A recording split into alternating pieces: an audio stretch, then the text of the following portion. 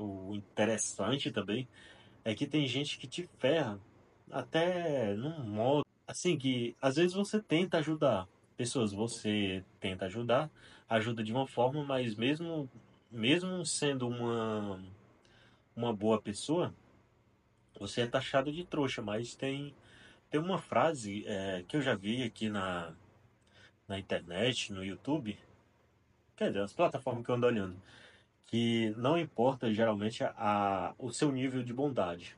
Quanto mais bom você for, mais as pessoas vão se aproveitar para usar da sua bondade para depois te fazer de otário. E isso realmente é muito real. Acontece nas